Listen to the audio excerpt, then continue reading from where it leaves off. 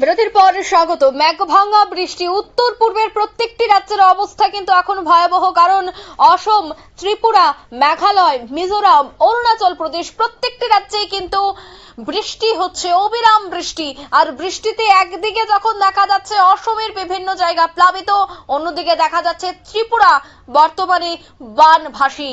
অন্যদিকে আমার যদি সিকিমের দিকে নজর রাখতে হয়, সেই সিকিমেও কিন্তু অর্থাৎ 7 বোনের এক ভাই সিকিম, নর্থ ইস্টের সাত বোনের যে একমাত্র ভাই রয়েছে সিকিম, সেই সিকিমেও কিন্তু মেঘভাঙা বৃষ্টি চলছে। এই মেঘভাঙা বৃষ্টিতে বিধ্বস্ত হয়ে পড়েছে সে সমস্ত জায়গা। ধসের কবলে পড়েছে আসাম, ধসের কবলে পড়েছে মেঘালয়। এছাড়া সংযোগকারী 17 নম্বর জাতীয় সড়ক একাংশ ভেঙে পড়ছে।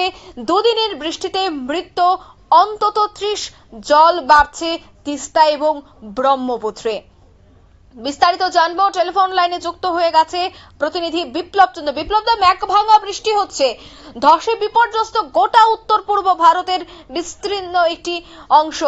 এই ধসের কবলে যখন আসাম, মেঘালয়, সেক্ষেত্রে বানভাসী হয়েছে ত্রিপুরা এবং মৃত্যুর সংখ্যাও দুদিনে দেখা গেছে 30।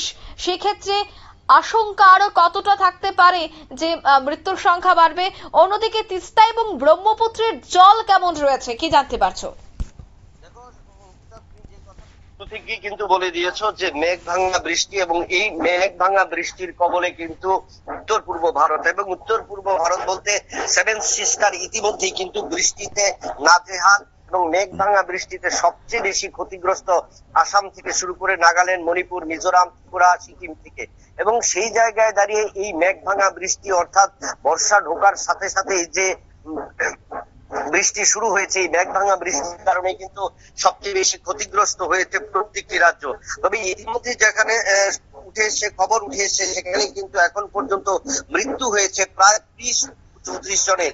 এবং এই মৃত্যুর সংখ্যা যেখানে কিন্তু আগামী দিন আরো বাড়তে পারে বলে কিন্তু আশঙ্কা করা হচ্ছে।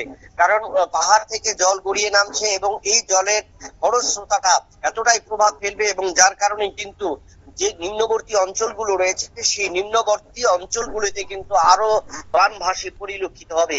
এবং সেই ক্ষেত্রে আমরা গতকালকের রাত্রে এবং সন্ধ্যার বৃষ্টিতে আমরা দেখলাম আগরতলা শহর বা আগরতলা শহরের যে নাজেহাল অবস্থা, তার ভয়াবহ রূপ তার থেকে কিন্তু 4 গুণ ভয়াবহ রূপ হয়েছে তিস্তা সহ ব্রহ্মপুত্রের অঞ্চলের এই সমস্ত অঞ্চলগুলিতে।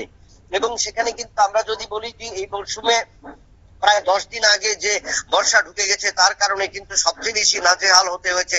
তার পাশাপাশি বঙ্গোপসাগরের 2টো ঘূর্ণপাত এবং আরব সাগরে একটি ঘূর্ণপাত, এবং এর কারণেই কিন্তু এই ঘূর্ণপাতের কারণেই কিন্তু প্রবল বৃষ্টি উত্তর পূর্ব ভারত সহ, এবং যেখানে কিন্তু সিকিম থেকে শুরু করে একদম ত্রিপুরা পর্যন্ত 7 সিস্টারের প্রত্যেকটি রাজ্যে কিন্তু একদম নাজেহাল। এবং এই বৃষ্টির কারণে কিন্তু ভূমিধসের ঘটনা ঘটছে, এবং জলস্রোতার কারণেই কিন্তু বিভিন্ন বাড়িতে যে জল ঢুকছে এবং বিভিন্ন জায়গাতে জল ঢুকছে, সেখানে কিন্তু মৃত্যুর সংখ্যা ইতিমধ্যেই বেড়ে গেছে। আশঙ্কা করা হচ্ছে যে গতকালকের যে পরিসংখ্যান অনুযায়ী, সেই পরিসংখ্যান অনুযায়ী ডিজাস্টার ম্যানেজমেন্ট যে জানিয়েছে সেখানে কিন্তু এই উত্তর পূর্ব ভারতে এখন পর্যন্ত 30 থেকে 32 জনের মৃত্যু হয়েছে, এবং তার কারণে আগামী দিন আরো মৃত্যুর সংখ্যা বাড়তে পারে। তবে সবচেয়ে যেটা খারাপ খবর হিসেবে সেটা হলো মেঘালয়ের সংযোগকারী যে 17 নং জাতীয় সড়ক রয়েছে, সেই 17 নং জাতীয় সড়কের একাংশ কিন্তু ভেঙে পড়েছে, এবং এই জলস্রোতার কারণেই কিন্তু এই যোগাযোগ অনেকটাই বিচ্ছিন্ন হয়েছে, এবং যার কারণে উত্তর পূর্ব ভারতের সাথে 7 সিস্টার যে যোগাযোগ অনেকটাই কিন্তু বিঘ্নিত হয়েছে। যদিও আবহাওয়া দপ্তর বলছে যে এই বৃষ্টির প্রকোপ বাড়তে পারে আজ বিকেলের দিকে, এবং সেখানে যদি এই বৃষ্টি যদি আরো বেড়ে যায় তাহলে কিন্তু আগামী দিনে আসাম সহ ত্রিপুরা সহ উত্তর পূর্ব ভারতে প্রাকৃতিক বিপর্যয় হওয়ার সম্মুখীন। কিন্তু যদিও ইতিমধ্যে প্রত্যেকটি প্রশাসনের তরফ থেকে এই বন্যার এবং এই ক্ষয়ক্ষতির জন্য সজাগ এবং সতর্ক থাকতে বলা হয়েছে। বিশেষ করে ডিজাস্টার ম্যানেজমেন্টকে, এনডিআরএফ কে সতর্ক করা হয়েছে, এবং দুর্গম অঞ্চলগুলোতে যেখানে পর্যটকরা রয়েছে, যারা বর্ষাকালীন সময়ে পর্যটক হিসেবে যায়, তাদেরকেও কিন্তু সতর্ক করা হয়েছে।